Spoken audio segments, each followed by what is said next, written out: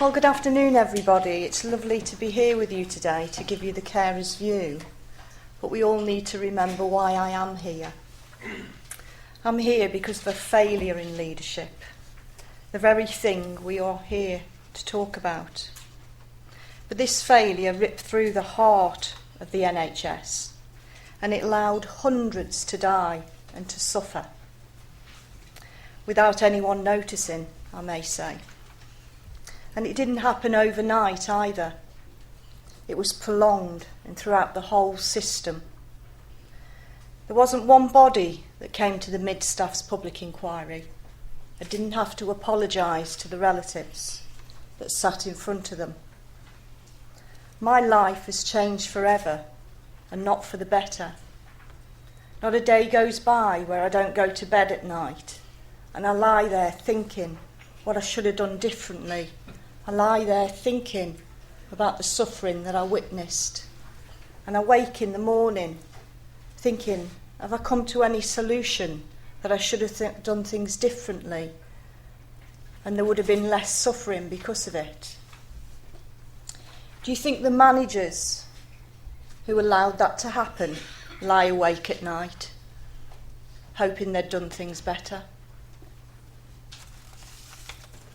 I'm not alone, though. I'm one of many throughout the NHS who have been failed by a lack of leadership. They too continue to suffer for what happened to their loved ones whilst in the care of the NHS. Our lives are affected forever, and they will be until we feel safe in the knowledge that others won't suffer like our loved ones did. What happened at Mid Staffs was a failure for leadership, from the ward to board and then on to Whitehall. Managers failed and then to refuse to accept responsibility for their failings. And instead of there being accountability for those failings, some have been promoted and gone on to bigger and better things with even more responsibility. What signal does that send to others in the NHS? That you can fail and yet you'll be rewarded for those failures. Instead of leading the world in healthcare, in some circles we are seen as a laughingstock because of it. They say that society is judged on the way we treat our vulnerable. We should all hang our heads in shame. Many live in fear of going into our hospitals, whereas others only get fed when they go into hospital. What has happened to our society? What has happened to our NHS? The one we were all so proud of. And how do we recover from such serious failure in leadership? Not a month goes by where we don't hear of more suffering of our most vulnerable. We currently have 14 hospitals under investigation, and I am inundated with complaints day after day, all about the NHS and mostly about acute services. All that has got to change. I agree with Robert Francis when he talks about the NHS recruiting from a small pool. Worse still, in our eyes, is that the NHS only hears the voices of those in the NHS. As we heard at the public inquiry, everybody looks up, very few look out. You even have your own language, you even talk differently, and that isolates the public. All this must change. This is our NHS, and we want it back. The patient voice just isn't listened to. If it was, then why did it take us so long at Mid Staffs to be heard? But I know you will be thinking, but that was 6 years ago.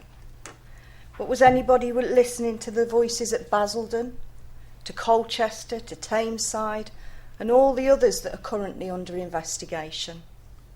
No. They are only being investigated because of high mortality. The patient experience managers hadn't noticed anything untoward. Another failure in leadership from ward to board. We know the NHS does some wonderful things, but what is the point when at the same time we harm so many? Any look at patient safety statistics tells us that. We want you to be honest and share your performance with us and not hide behind excuses of litigation. If you can't keep us safe, then you shouldn't be in business. Another thing that Robert Francis says that we all agree with. I believe we will lose the NHS unless we do something radical and say enough is enough. We need to start recruiting for the values that the NHS wants to be instead of what it's become. There will be many managers in this room today, but how many of you are leaders? How many of you inspire and galvanise your workforce? And do you ensure your staff are safe at work and work in safe conditions? Do you look after your staff as leaders should? How can we create a caring institution when we don't care for the very staff who we want to care for the public? We continually hear of staff being too stretched to care, and when they try to speak out, they are silenced. They contact me in tears.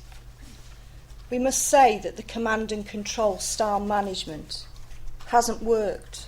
We haven't listened to the staff, and we haven't let the front line lead. We are in this mess because of it. Now, more than ever, we need leaders to stand up and take us into a new NHS that cares for all. We need staff who will take these reforms as a fresh start and see this crisis in care as an opportunity and embrace this reorganisation. They will reshape and reassure us at the same time as they make their organisations stronger.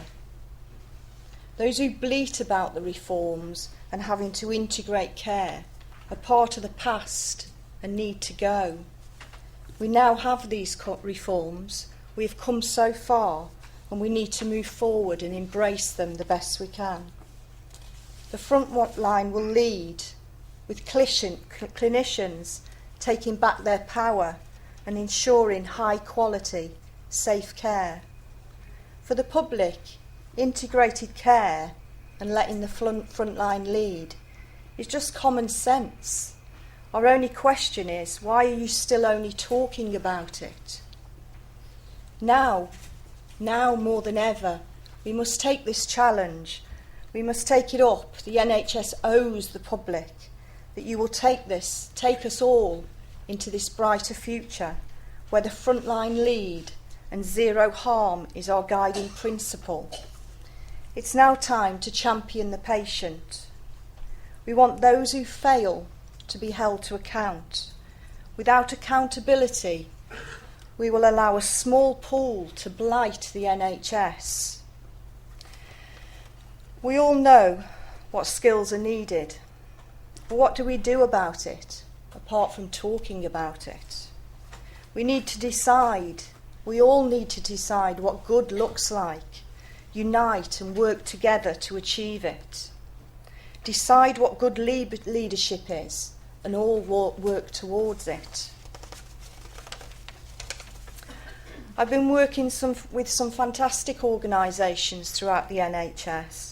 We know where they are, but we all must be good. We owe it to the people. Enough is enough. The public want action.